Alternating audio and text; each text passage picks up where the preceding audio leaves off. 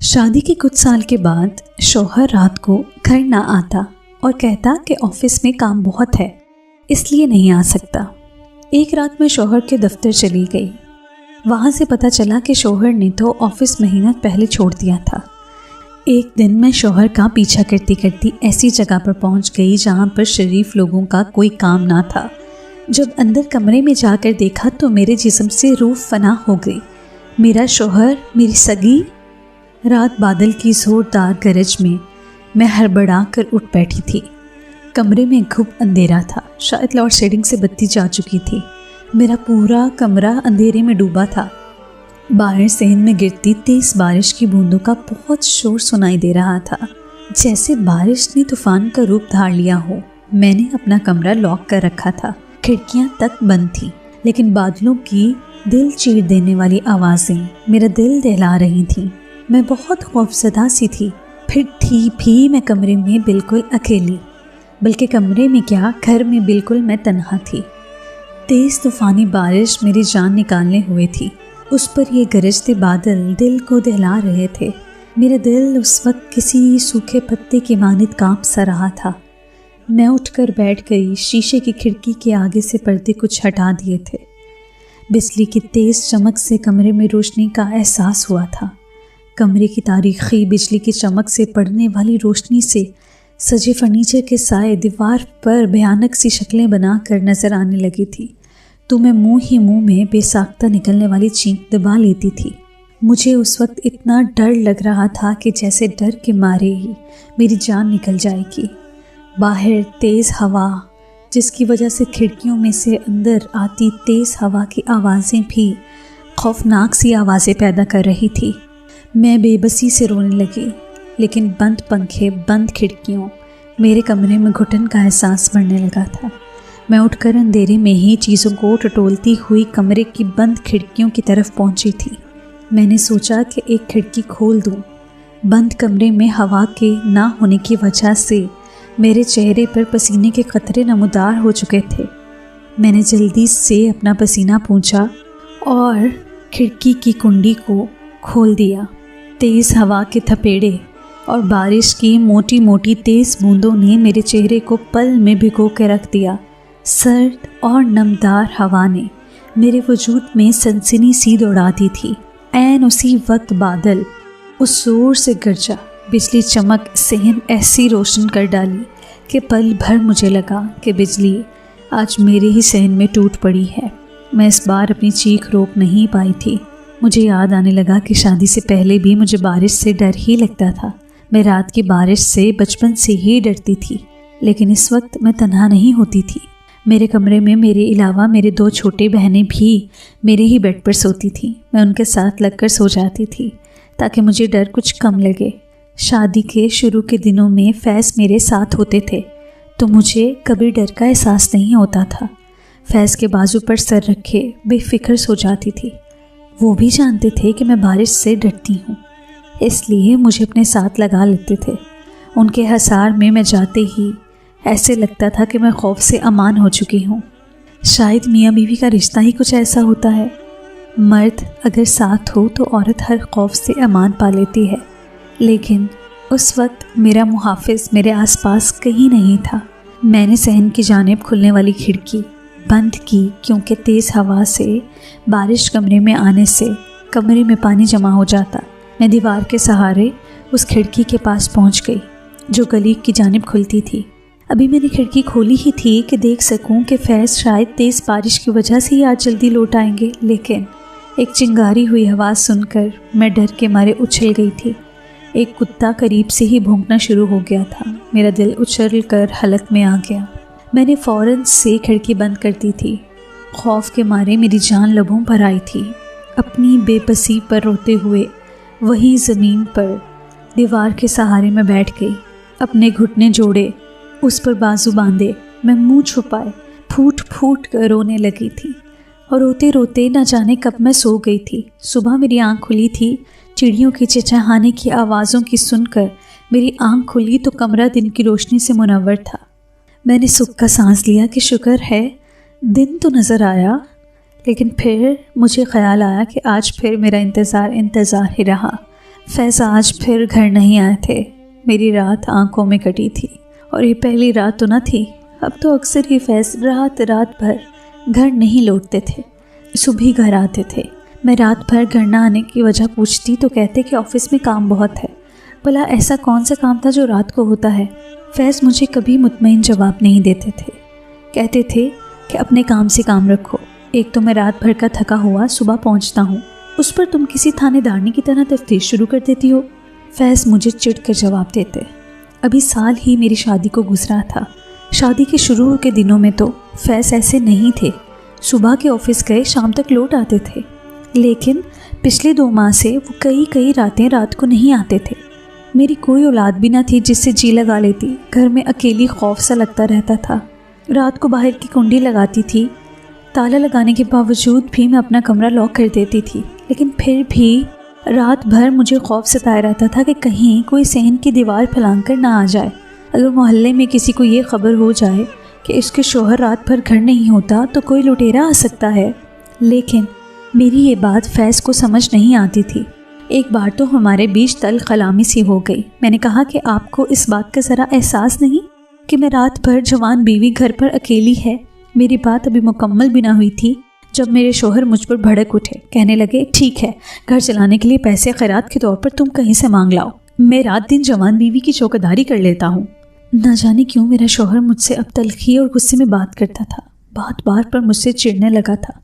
सास ससुर मेरे थे नहीं। मेरे शौहर बाकी बहन भाई बैरून मुल्क मुकीम थे, बस शादी पर ही आए थे। मैं किससे फैज़ के रवैये का शिकवा करती? अगर कभी मैके में बात करती तो अम्मी मुझसे कहती कि काम ही करने जाता है, तुम्हें क्या कोई भूत थोड़ी खा जाएगा। वो भी तो औरतें होती हैं जिनके शौहर बैरून मुल्क काम करते हैं, वो भी अकेली रहती हैं। मेरी वालिदा ये भी कहती थी कि तुम्हें तो शुक्र करना चाहिए भरा ससुराल तुम्हें नहीं मिला, वरना खिदमतों में तुम्हारी उम्र घुल कर रह जाती। मैंने चाहा तो यही था कि मुझे ऐसा नौजवान मिले जिसके आगे पीछे भरा ख़ानदान ना हो। जो कुछ फैज़ कमाता है तुम्हें ही तो देता है। मैं अम्मी की बात का क्या जवाब देती कि मुझे पैसे के अलावा शौहर की भी ज़रूरत है। महीने गुजरने लगे। फैज़ मेरे करीब तक ना आते, रात भर घर से बाहर रहते और दिन में आकर सो जाते। मैंने अम्मी से कुछ नहीं कहा और चुप से वापस अपने घर लौट आई। घर आकर मैं ये सोचने लगी कि जब फैज़ का रिश्ता मेरे लिए आया था उस वक्त मैं भी यही तो चाहती थी कि मैं और मेरा शौहर अकेले हों, मेरे सर पर कोई भी रोब डालने वाला ना हो, कोई भी तंग करने वाली नंद ना हो। शुरू के 6 माह किसी हसीन ख्वाब की तरह गुजरे थे। फैज़ मेरे मुंह से निकलती हर बात को पूरा करते थे। मेरी बहनें और सहेलियां मुझ पर रश्क करती थी कि आफिया की किस्मत तो बहुत अच्छी निकली। किसी को क्या खबर कि मेरी किस्मत मुझे खून के आंसू रोने पर मजबूर कर देगी। ना जाने मुझे किसी बात पर तसल्ली क्यों नहीं होती थी। अक्सर फैज़ सुबह आते थे तो घुंघार रहे होते। रात भर काम करने की वजह से उनके चेहरे पर कहीं थकन के आसार नहीं होते थे। वो तो बड़ी तरंग में नज़र आते थे। मुंह में पान होता था, कपड़ों से गुलाबों की महक आ रही होती थी। एक दिल फरेब सी मुस्कुराहट भी होती थी जो घर में दाखिल होते ही मुझे देखकर गायब हो जाती थी। आते ही खाना खाकर सो जाते थे और शाम को जागते साफ़ सुथरी इस्त्री शुदा कपड़े पहनते और चलते जाते, जैसे कि वो घर पर सिर्फ सोने ही आते थे। मुझ पर बस एक एहसान करते थे कि महीने भर का राशन वो घर पर डाल देते थे और फिर बेफिक्र हो जाते। होश तो मेरे उस दिन उड़े जब एक दिन मैं उनकी शर्ट पर एक निशान देखा। अब तो मेरी बेचैनी में इजाफा सा होने लगा। बात इतनी आम नहीं थी जितनी आम मैं समझ रही थी। मैं पूरा दिन रोती रही, अपना जी जलाती रही। फैज़ तो मेरी मोहब्बत के दावे करते नहीं थकते थे। फिर ये सब क्या था? वो कैसे सब कर सकते थे? क्या अब तक जो मोहब्बत फैज़ मुझसे जताते रहे थे वो झूठ थी, फरेब थी, धोखा था? क्या था?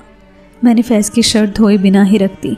अगली सुबह जब वो वापस आए तो मैं वो शर्ट उनके सामने रख दी, जिसे देखकर पहले तो गड़बड़ा गए, फिर नज़रें बदलने लगे। कहने लगे कि मैं नहीं जानता है क्या है।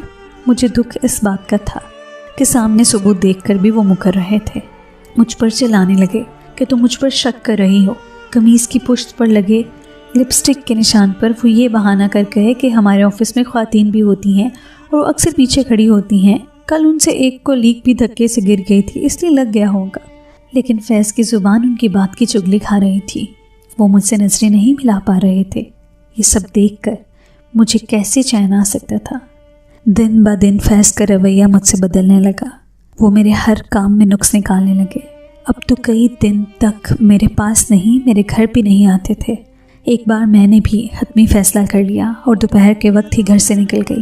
मुझे फैज़ के ऑफ़िस का मालूम था। शादी के शुरू दिन में वो मुझे बाइक खाना खिलाने ले जाते तो उनका ऑफ़िस रास्ते में ही पड़ता था।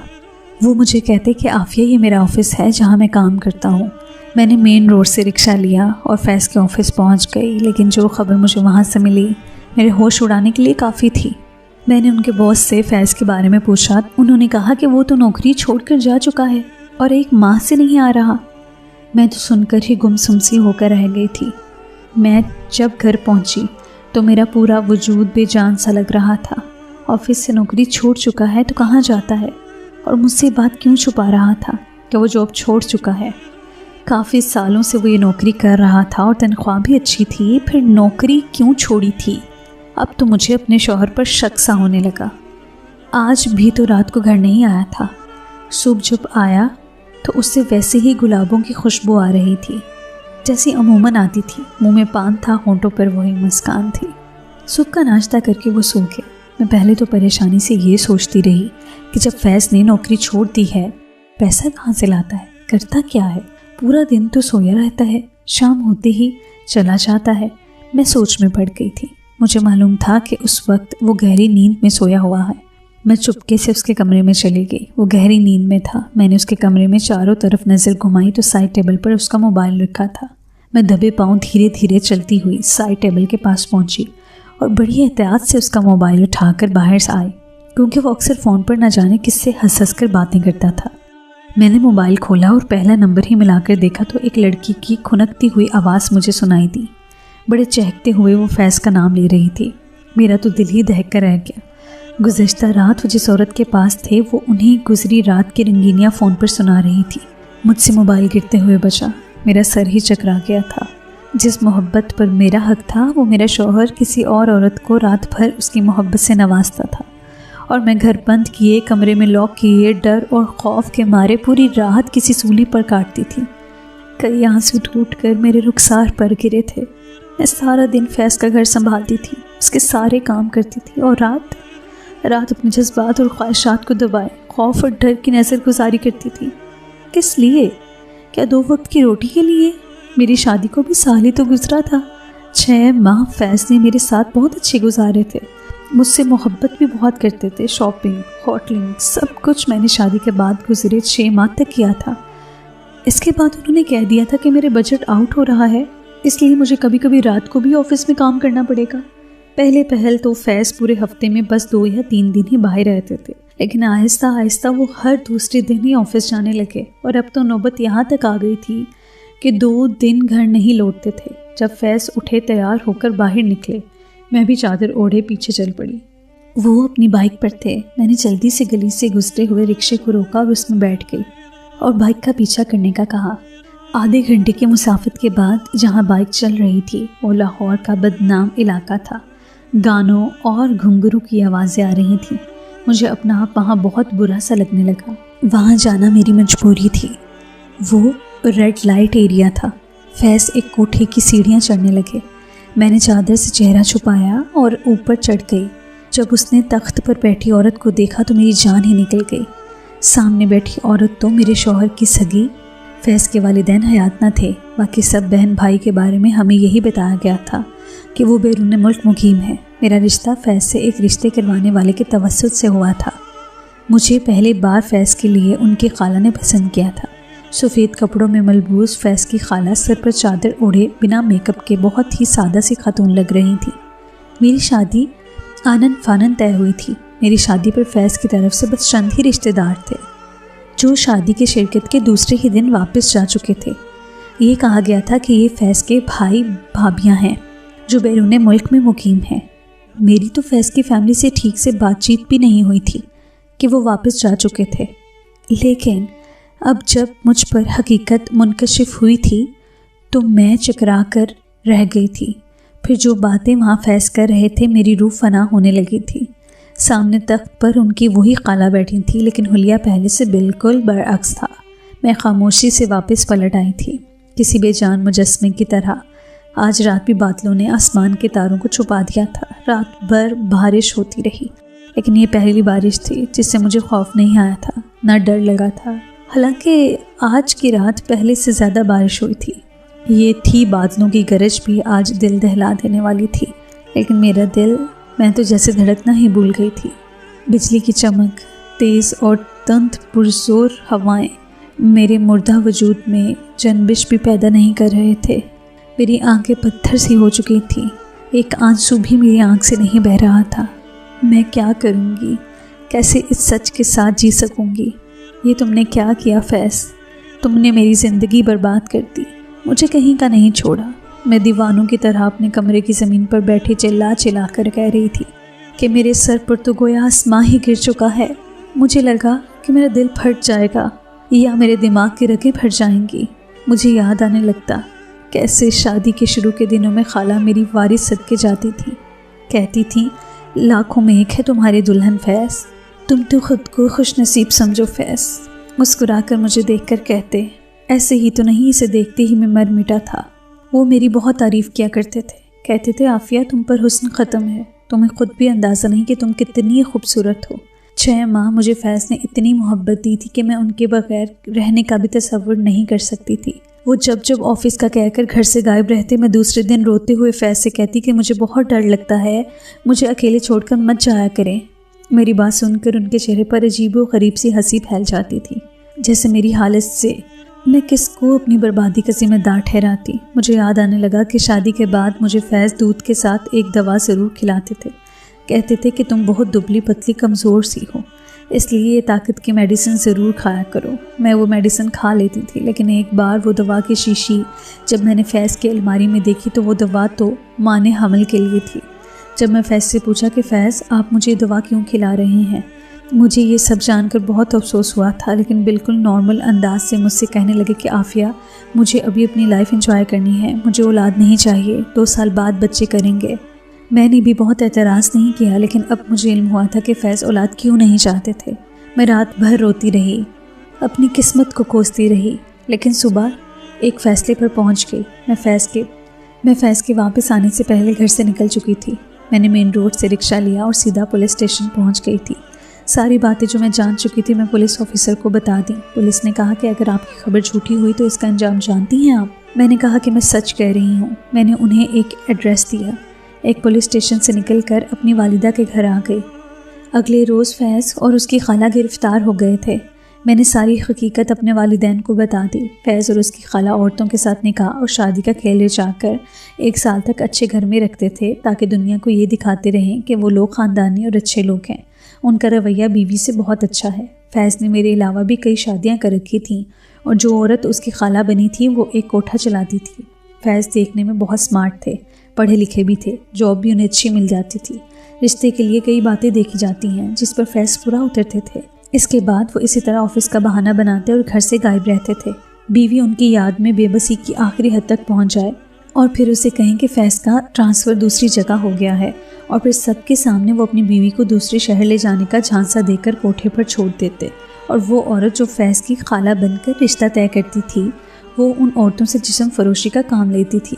फैज़ फ़ोन पर भी लड़कियों को अपने प्यार के जाल में फंसा कर उन्हें घर से भागने पर मजबूर करते थे, और जब वो घर से भाग जाती थीं तो उन्हें कोठे में ले जाकर बेच दिया जाता था। और जो लड़की भागने से इनकार कर देती थी उसकी काबिल एतराज़ वीडियो वायरल करने की धमकी देते थे। लड़कियों के साथ ये घिनौना खेल वो न जाने कब से खेल रहे थे। जहां उन्हें ये शक होता कि अब वो पकड़े जाएंगे तो वो लोग एक शहर से दूसरे शहर भाग जाते थे।